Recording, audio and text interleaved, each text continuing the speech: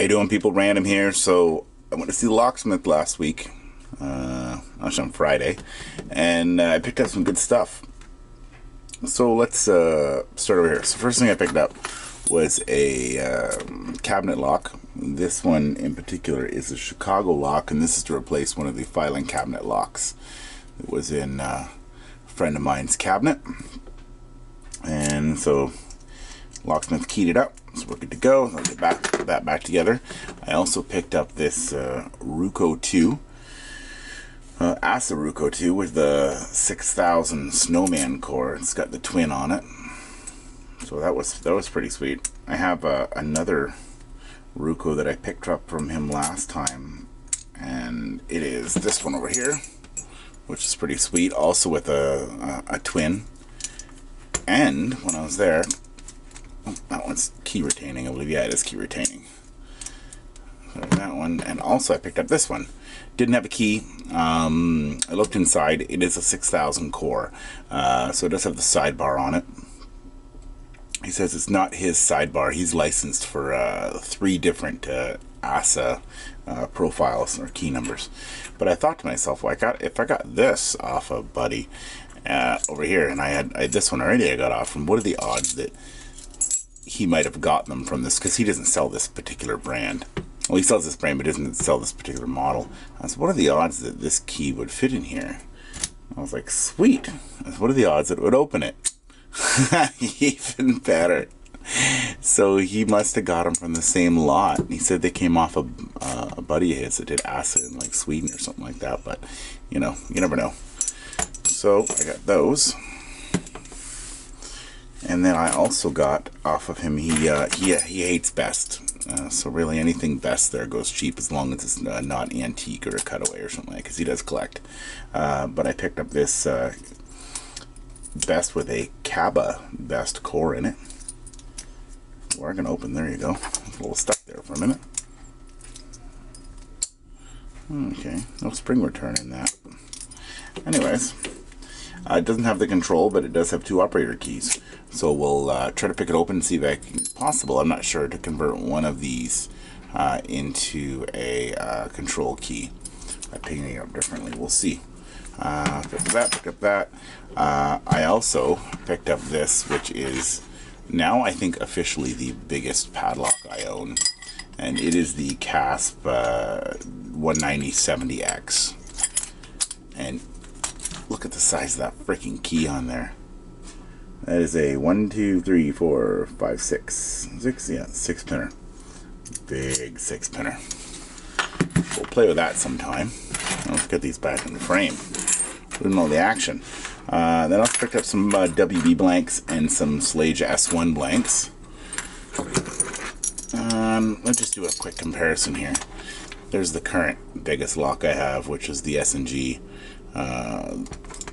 This is pretty heavy. I thought this was heavy. This is just disgustingly heavy. It's got to be, you know, a good couple pounds on this bugger. So I also picked up this. Let's move that stuff out of the way. This is interesting. So Dave, my locksmith buddy, says, hey, I got this antique Slage I've had for a while. Could you try impressioning it for me? So it's like, yeah, I can. I'll try picking it and get it open. So I picked on it for a bit.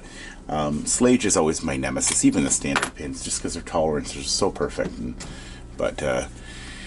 So needless to say, I picked them for about 10 minutes, and I was like, well, screw this. And no, I'm not going to beat this little lock with this sweet hammer I got a deal on. But I noticed as I was picking it, the core was sliding back a bit. So I did a little research, and I found that this is a 912? Yeah, 912, Slage 912. And that's a metal fold-over piece that goes all the way over the KIK and clips in the back. And as I was picking away, I noticed that this little piece started to come out. So I thought to myself, well, what if I just gave it a good wrap? I can do this off camera, though. Maybe I can do it on camera. There you go. 2 little quick wraps, the whole core comes right out. So I can see why they stopped making it, because it was disgustingly easy. So I did end up, instead of impressioning it, pulled it apart, made him a new key for it at the existing pins, And then I was like, well, this is awesome. You know, we can open it up now, because until that point I had never really got a chance to open it up, put it back together. If you don't have one of these neoprene hammers, pick up one of these neoprene hammers. This is a snap-on one, and it works pretty good. So then, unfortunate part, put my key in, and that's what happens. I was like, we have a problem, Houston. There's something wrong here. And let me lock it back up. But what it is this thing has been used so much over the years. I don't know what year it is. Maybe somebody else will know. One of the hardcore Schlage collector will know. But it's actually snapped off the rest of the collar around here that basically stops this shackle from coming out. So normal operation, it would come out to this far, and it would rotate like a regular padlock, and you'd lock it back up. But I don't know if you can see it on this one, but this actually, I'll get something to point with. Hold on. This flat line right there is not supposed to be there. That's actually just wear and tear from the collar that holds it in. There's another little nub which is stuck above the spring right now. It's actually worn through. But, so no, it'll never be a usable padlock anymore, but at least it looks cool with a key hanging on the wall. And Dave has the pattern now, so he'll be able to copy this on original Schlage blank, and we'll be good to go.